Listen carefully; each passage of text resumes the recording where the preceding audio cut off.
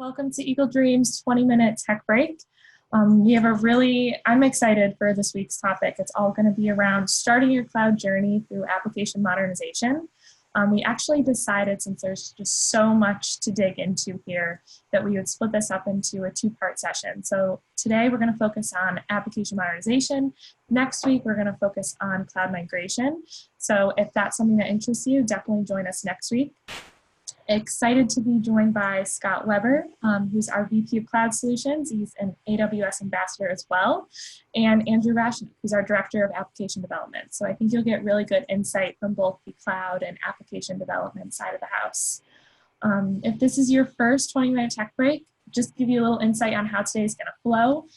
We've prepared 4 questions that Scott and Andrew are going to walk through, and then we want to hear from you. So the last session, we want to open it up to Q&A from the audience. So feel free at any time to put any questions in the chat box. We'll come to those. Or if you have a little bit longer of a question, feel free to use the Ring Central controls and you can raise your hand. We'll call on you and then you can talk directly to our speakers. So without further ado, I'm going to hand it off to Scott and Andrew, and hopefully you guys take some value away from this talk. Yeah, thanks, Courtney. Thank you, everyone, for joining us for this. This turned into a really nice series for Eagle Dream of our Friday noon tech breaks. I'm Scott Weber. I was lucky enough to host the first one of these that we did a couple weeks ago, and I'm joined by Andrew. Andrew, you want to introduce yourself real quick? Yeah, thanks, Scott. So I'm Andrew Rachunok. I'm the Director of Application Development with Eagle Dream. I've been in the software development industry for about 20 years now. Cool. So as Courtney said, we're going to talk about sort of pathways to the cloud today, specifically focusing though more on this idea of application modernization. So when we talk about common ways to get to the cloud, at the highest level, you can sort of break this into sort of 2 buckets. One is what we traditionally think of as a migration in terms of, whether that be a lift and shift, maybe a lift shift re-architect approach. And that's actually what we'll focus on more in next week's tech break.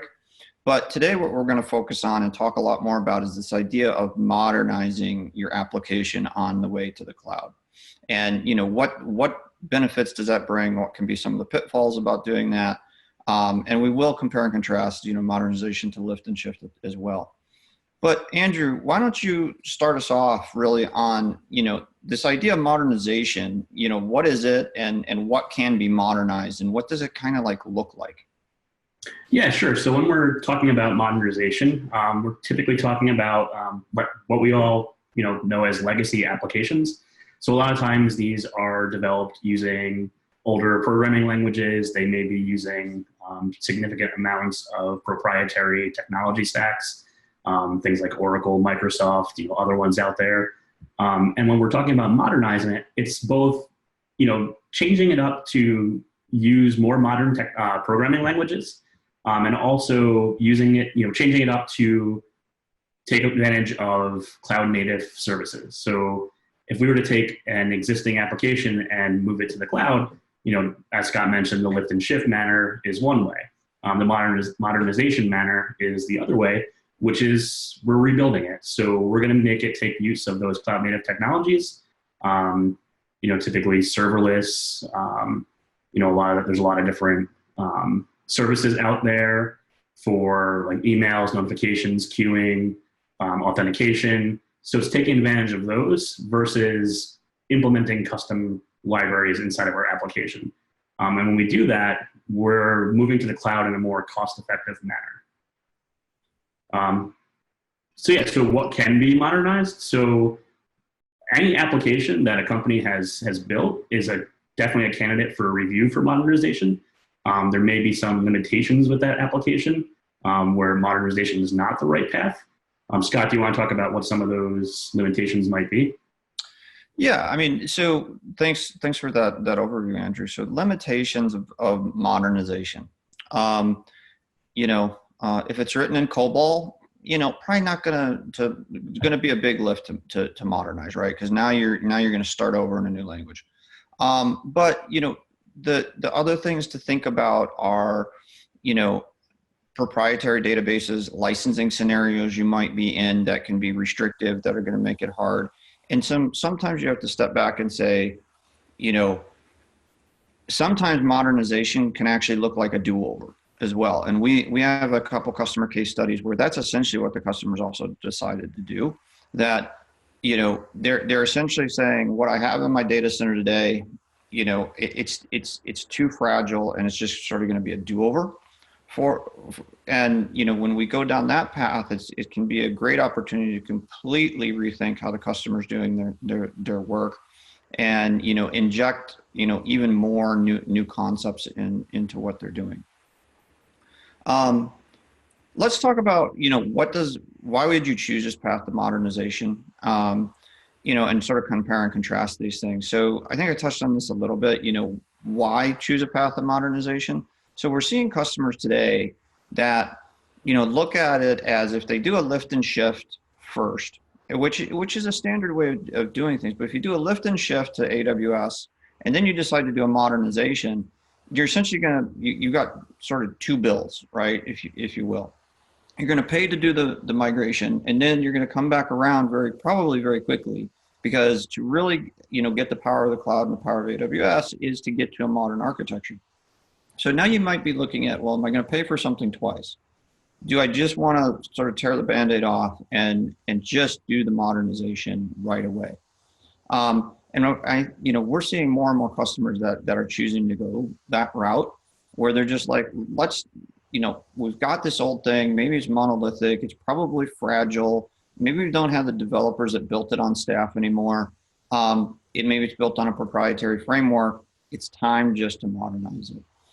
Andrew, what other things have we seen around sort of this choosing a path to modernization? Yeah, so a lot of times when we have those conversations with our customers about, you know, should they modernize? A lot of times they're looking to reduce the operational and technology costs. So a lot of those proprietary technology frameworks typically come with large, you know, licensing costs. And so they're looking to reduce that.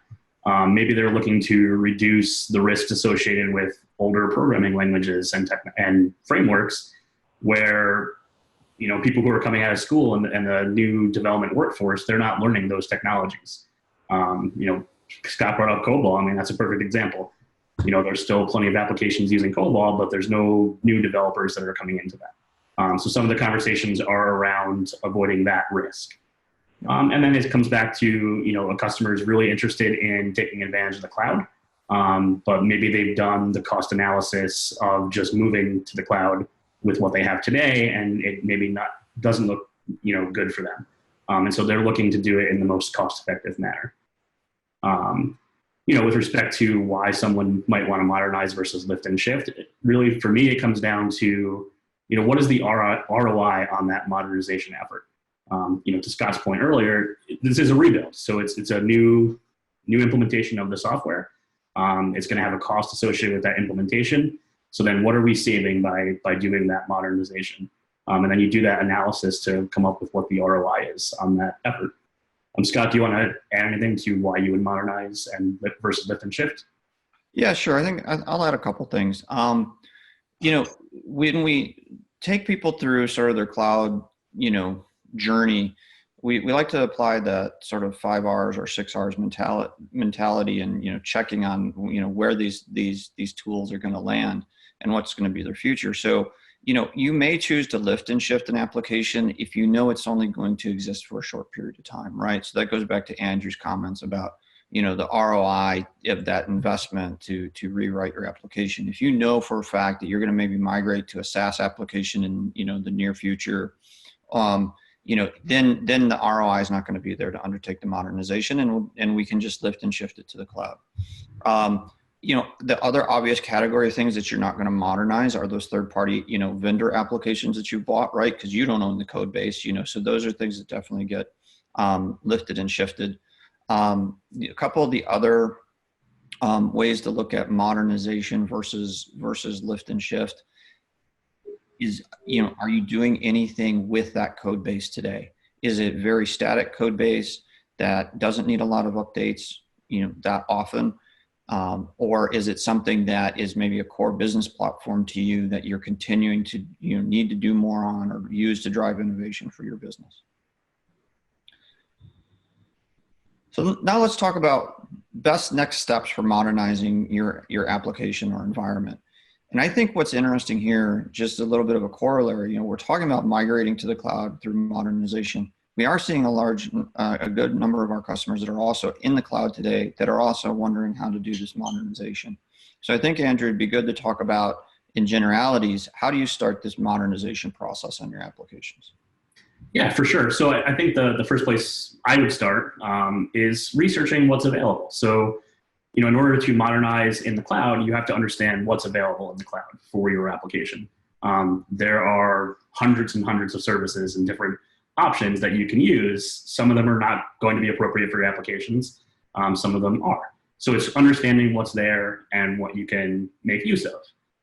Once you understand what's available to you, you probably want to start with an analysis phase. So we would do the analysis to understand, what is the functionality of the application that I'm looking to modernize?